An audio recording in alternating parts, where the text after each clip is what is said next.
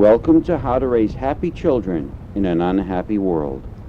The following is the first volume in a series of parenting workshops produced by People Power and presented by Dr. Mordechai Glick. Dr. Glick is a well-known psychologist, professor, and lecturer, and brings to you in this workshop series a wealth of information on how to raise happy children in an unhappy world. And now, People Power is proud to present to you Dr. Glick live. It often has struck me that probably for almost everything important in life that we do, we need to get some kind of references or show some kind of training or some preparation or some expertise. You can't get a credit card without at least a little bit of a background. You can't get a license without passing a test. You can't get into school, of course, without some kind of background. You even need some kind of references to get into kindergarten often. Almost everything in life, you need some kind of indication that you're capable, you have preparation, something. And it amazes me that the two most important areas in anyone's life are the areas that anybody just goes ahead and without thinking about it, and unfortunately nobody even considers most of the time preparing, thinking about it, what it means, what's involved. The two areas, of course, are marriage, which is incredibly challenging, but again, most people just assume that everything's going to be fine because they marry somebody on the basis of they love them, so therefore everything's going to be fine. And parenting, and unfortunately, it's very easy to be a parent, or to become a parent at least. That doesn't require too much effort. Raising children is another story. And unfortunately, most people are woefully unprepared for raising children, as they are unfortunately for marriage, as they are for many important things in life. And as I said before, you know, if you're doing something that's really important to you, you read about it at least, you try to prepare for it, you try to learn about it, you try to get ready, you try to be able to do the best that you can if it's really important to you. At the very least, parenting, which is probably, I would imagine, close to almost nothing else, is one of the most important things that anybody can and will do in his lifetime. And yet, unfortunately, most people don't think about it too much. So it's really, I think it's really important. That's one of the reasons that I was thinking about for quite a while, beginning these workshops and running these things, because I think it's really important, and I think that it's great that you came, that you dedicated, that you're concerned enough, and hopefully some of the things that we're going to be covering will be of help to you. In the flyer that I prepared, I mentioned that obviously this is not going to be a panacea. Nobody's going to come out a changed person. You're not going to suddenly become super parents, but I really do believe that you can change at least in small ways, and even making one small change can have an incredibly important effect on your child or your children for the rest of their lives. So I believe it's very well worth it, and hopefully you'll get more than one little thing out of these sessions. Okay, you got a couple of handouts as you came in, and they cover different aspects of different areas. The ones that I gave you a reference sheet for various references, which I just want to go over briefly because I think it's important. The first, the Alcoholics Anonymous and Al-Anon and Alateen and so on, Narcotics Anonymous. Hopefully, if we're dealing with young children, none of your children are in that situation yet. But some of the parents might be, one parent or another parent or someone in the family, and if that occurs, you should be aware of the fact that there is help. Al-Anon, and everybody really should know about it. AA is very good, and Al-Anon in some ways is maybe even more important. Al-Anon and Alateen are groups of relatives of alcoholics, spouses of alcoholics. Al-Anon, Alateen are the children or teenage children of alcoholics. And that's an incredibly important resource for people in that kind of situation. Child abuse. Unfortunately, or fortunately, I don't know, there's a group in the United States, all over the United States, Parents Anonymous, which is a tremendously important group. Every one of us sometimes gets to the point of frustration with our kids where we feel like we're going to explode. And sometimes we lose control, okay? I mean, we're all human beings, and sometimes we do.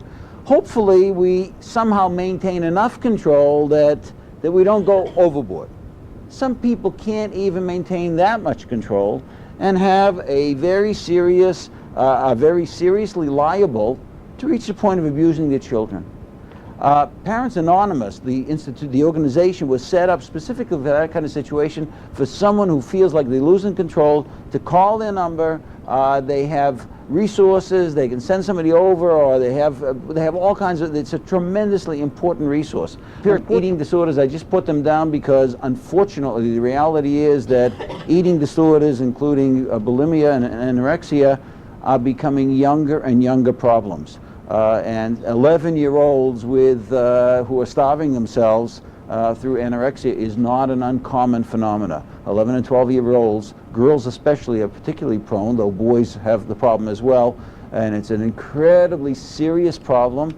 Not an insignificant number of people with these kinds of problems actually starve themselves to death. So we're not talking about something that's to be taken lightly. This is very serious stuff. And if you suspect in any way that your child, pre-adolescent or adolescent child, and it could happen even in younger years. It's seen even in younger children, though it's rare, and you should be aware of it. If you have a feeling something's going on, you should get in touch with somebody, and these are good numbers to get in touch with. Gifted children is something that people should know about. Unfortunately, in some ways, gifted children who have a lot of special abilities often end up with the raw end of the deal. Because we pay a lot of attention to kids that have learning disabilities and have learning problems and maybe some slow, retarded, what have you, exceptional children on this end, which we should, but unfortunately the ones on the other end often are overlooked. And gifted children have special needs in the same way that slow children or learning disabled children have special needs, and it's really important to address those needs and pay attention to them. Hearing problems, obviously a potentially significant problem, especially for young children. If you suspect, if any of you have very young children that you suspect may be having a hearing problem and not answering you, and for most of the time you think that it's just because they're not behaving or they don't want to or whatever, but they don't seem to respond or not turning or no, you know.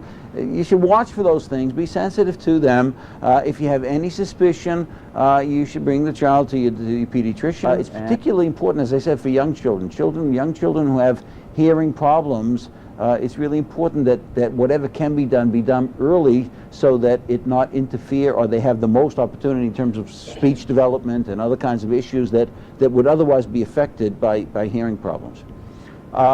Learning problems or disabilities. We probably will touch on that a bit at some point during the workshops, but learning disabilities clearly is a major issue. People often are not aware of it, are not sensitive to it, are not tuned into it. Kids with learning disabilities are often misdiagnosed as lazy, as they're not trying, they're not motivated, they're behavior problems. By the way, as I said before, gifted children often run into that difficulty as well, for different reasons. But learning disabled children in particular have difficulty, and it sometimes is incredibly frustrating. I'll just share with you, my youngest daughter has a learning disability. I remember when she was probably 5, maybe 5, 6 perhaps, she was just beginning kindergarten, first grade, and she was learning to read. Now, I remember sitting down with her when she was trying to practice doing homework in Hebrew reading. Now, for those of you that don't know, Hebrew is a very easy language to learn how to read because it's all phonetic.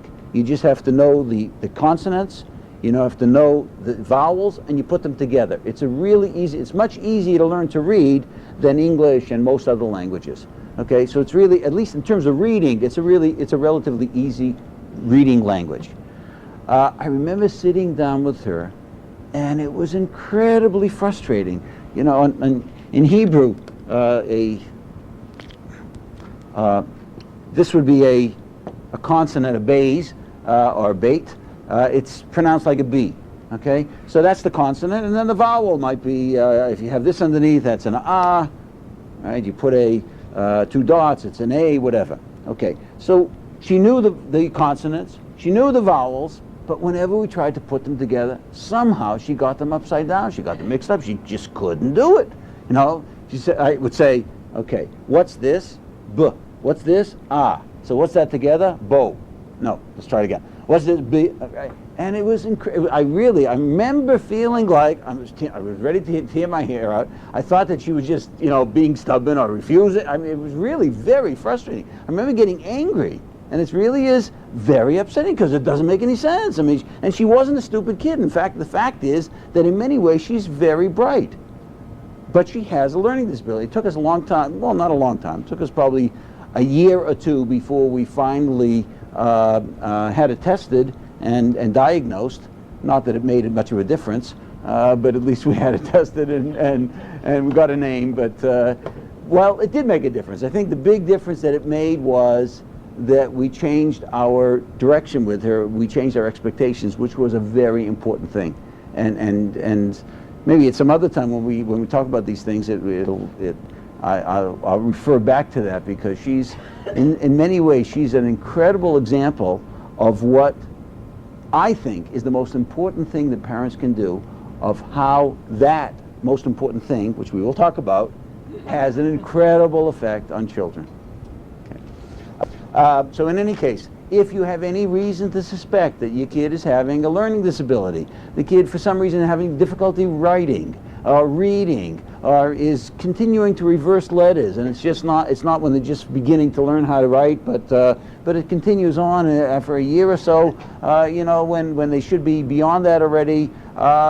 You know, and learning disabilities come in all different kinds of brands, and they are expressed in many different ways. Some learning disabilities are problems through hearing, where the kids don't process information that comes through the ears. Some learning disabilities are problems that come through vision, where the eye-hand coordination is not set up. All kinds of different types of learning disabilities. If you have any suspicion that your child is having a problem with that, it really should be something that you look into. Missing Children Network, poison information, problem teens, separation, divorce, mediation. I put this in because it should come as no surprise that what goes on between parents very, very powerfully affects children. So if there are parental problems, marital problems, children obviously in some way or another are going to be affected. I put these sources down. People should be aware of them. People who are in a situation where they're raising a child by themselves, there are organizations. You have the One Parent Family Association. By the way, unfortunately, we fail to realize that. We get so involved in our own issues that we fail to realize how important we are to our children. And parents obviously are incredibly important to children. And when parents are having problems, kids are having problems. And when they have a problem, divorce under any circumstance, under the best of circumstances, is traumatic for children. That doesn't mean it never should happen, but it's traumatic for children when it does happen. And if it's necessary, and it does happen, it's very important that it be done in the least damaging way possible. And then that's why mediation is certainly a good option if it's possible, because it tries to help people resolve issues without the incredible hatred that tends to go on forever and ever between parents that have gone through, you know, the whole route in terms of court battles and so on. So it's certainly something worthwhile being aware of. Just one last note with regard to this whole issue of resources. It's very important that you know one of the burdens of parenthood is that we really are responsible. And furthermore, not only are we responsible, even though we live in a world in which we assume every professional and every part of the child's world has its own obligation and responsibility, and we assume that they're taking care of that part of the responsibility. The school is doing what the school is supposed to do, the doctor's doing what the doctor's supposed to do, right? Everybody's doing what they're supposed to do, and you take care of what your thing is, whatever it is that's at home, and taking care of the house or taking care of the children's needs at home. The fact is that unfortunately you cannot necessarily assume that. And even if ideally, in an ideal world, it should be like that, it is not necessarily that way. And it's very important that we know that and realize that, and understand that we need to take the responsibility to make sure that things are going the way they need to be going. And if they're not working, then we've got to intervene and see to it that they do work and that they go the way they're supposed to. And again, it's really important that you don't just rely on people that you assume are supposed to be doing things and let them do it. We often, unfortunately, we'll get to this later on when we deal with sex education, but unfortunately, very often parents have the notion that schools or I don't know, maybe religious schools, the regular schools, doctors, whatever, all kinds of people in the child's life should be doing some of these things, and we assume that it's being done. Whether it's being done or not, again, some of these things at the very least we should be involved in any case.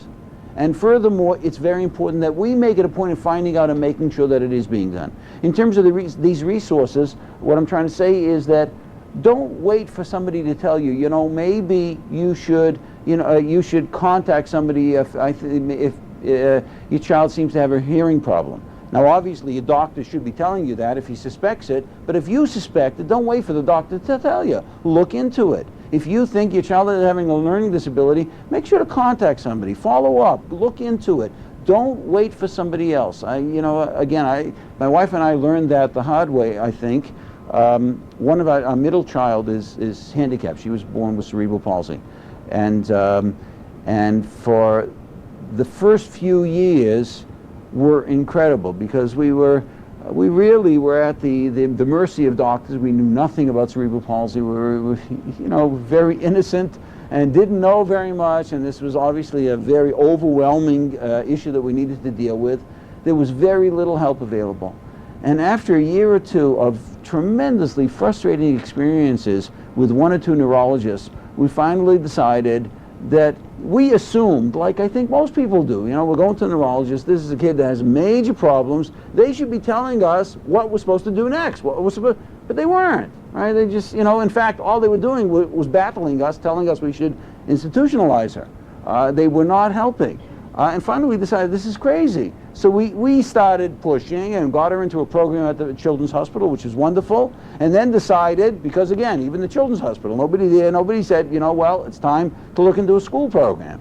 So we found a school program for her. After a while, we decided the school program was not in her best interest. There was a better one available, and we had to fight very hard to get her into the Mackay Center, which is a phenomenal place for children with major handicaps.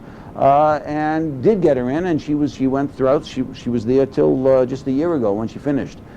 It was a phenomenal place. But the point that I'm making is that again, whether or not other people should be doing things, should be steering you, should be directing you, should be doing things for your kids, don't assume that they are. If you have suspicions, if you feel that it's not being done, if you feel that something's missing there, you take charge, you take responsibility. It is your right and your obligation as a parent.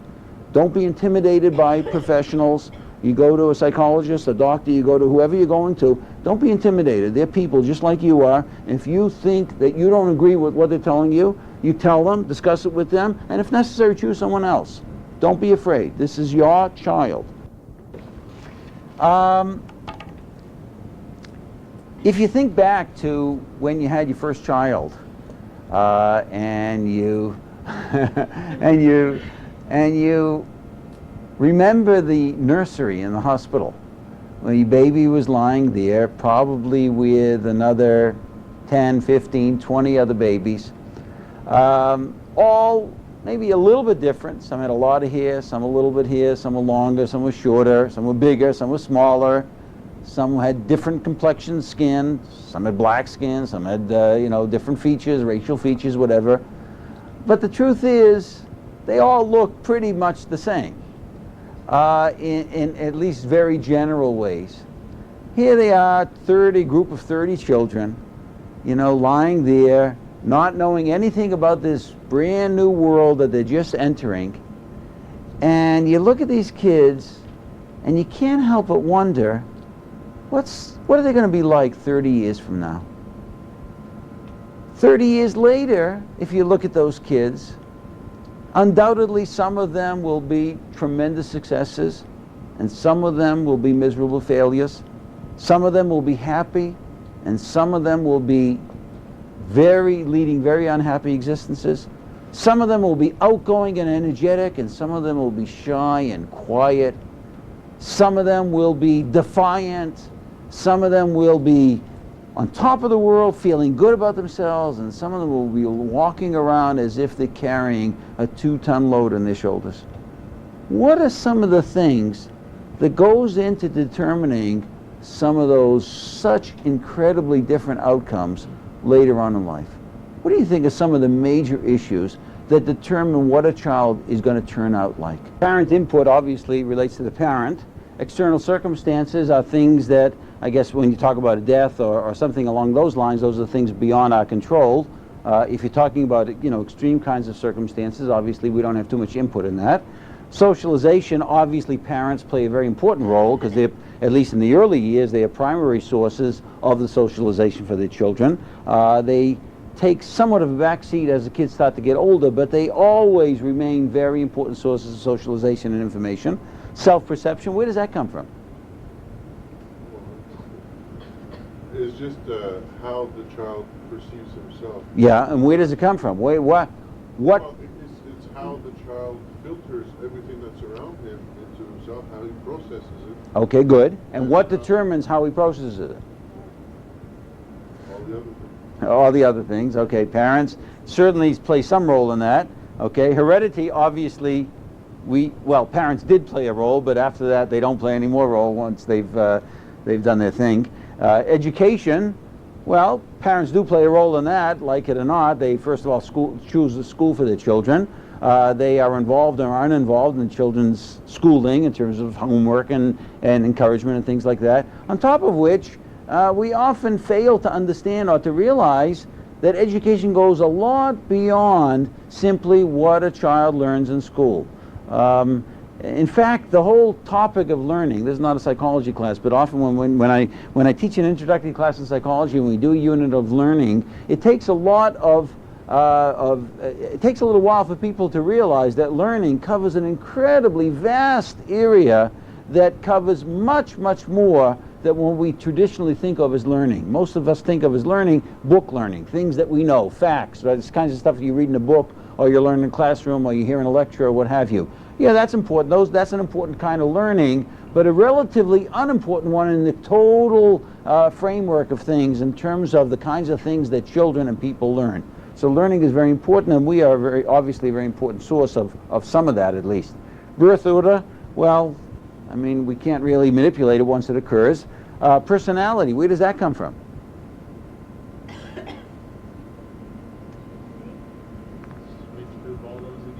Mixture of all those. You're saying innate, and you're saying a mixture of everything together. Okay. The truth is, let me just ask you one other question. Based on some of these things and your own impressions, how responsible do you think parents are for what their children turn out to be? If you had to give a percentage, right, assign a percentage of responsibility, how much of the responsibility do you think falls on parents in terms of what their children are going to turn out to be? 50%. 75? 90? 65? Okay. Okay, clearly everybody thinks that at least the majority of the influence of what's going to happen to this child is resting on parents' shoulders. Well, I have to agree and disagree. In the sense that, on the one hand, I really think that it's important that we realize that we're not as responsible as we sometimes feel. And I think that that's important to be aware of, because sometimes we carry around such a heavy burden in terms of guilt and responsibility. We need to know that, yes, I'm not denying it, and we'll get to that, but there is another side. And the other side is, it's not, parents do not decide or determine everything for their children. For example, for a long time, almost anything that went wrong with a child was whose fault? Mommy's, of course. Mommy was always responsible. It's amazing to begin with. Daddy's never carried any responsibility. That's unbelievable. But aside from that, the notion that no matter what, anything that was wrong with the kid had to be Mommy's fault, right? And the idea was, I remember years ago, when people still believed that childhood autism was caused by parents that were cold, that were unaffectionate, that were, you know, a little bit too knowledgeable or educated. They tended to be a little bit above average in terms of educational background, and therefore no less an authority than Bruno Bettelheim called parents of autistic kids refrigerator parents. That they were the ones that caused the kids to become autistic, to go into a world of their own, because the parents, I mean, that is unbelievable. And I remember whenever I came across this stuff, and at the beginning of my training, it was still pretty widespread, and people really believed, a lot of people really believed this stuff. It was amazing to me. I remember thinking, and I still can't help it, and it really makes me angry, because in many ways, imagine what it's like for a parent to deal with a child that has such an incredibly major handicap like autism, and then on top of that have to carry the idea that it's my fault. I mean, that's incredible. And the notion that somehow something that's so abnormal and so obviously a major defect, I mean, something really drastically wrong, to say that that's something, I don't know, the parents are cold. I mean, it's crazy if it doesn't make any sense to begin with. I mean, you know, you've all heard of and know of, and maybe some of you yourselves have been through the situation, have lived, have had childhoods that were terribly abusive and gone through horrendous experiences and grew up with some problems, some concerns, but you're functioning okay. I mean, you're living, you're making a living, whatever. I mean, you're doing. You're not autistic. You're not crazy. You're not in an asylum, right? We all had difficulties, and some people really made major things. I mean, sometimes you see, you know, you hear about somebody that went through orphanages or a war situation. You know, kids that were thrown from place to place during the Holocaust, and right, never had any parents, and well, incredible, terrible, horrendous stories. And they came out obviously with scars. You can't go through experiences like that without scars, but they came out okay. And to suggest that because somehow, I mean, a parent didn't show enough love that the kid's going to become autistic is crazy. But people really believe that. They said that. There were terms, you know, schizophrenia, which is the most severe form of mental disorder. It's a schizophrenic is a person that you probably would call crazy. Some of you see somebody on the street and you say that person's crazy, he probably has schizophrenia. Schizophrenia is a terrible, terrible disorder. It's a terrible disorder not only because it's so debilitating, but it's because it's so misunderstood. And people who suffer from it suffer immensely because not only they're suffering from the disorder, but they're suffering from the way people treat them as a result of this disorder.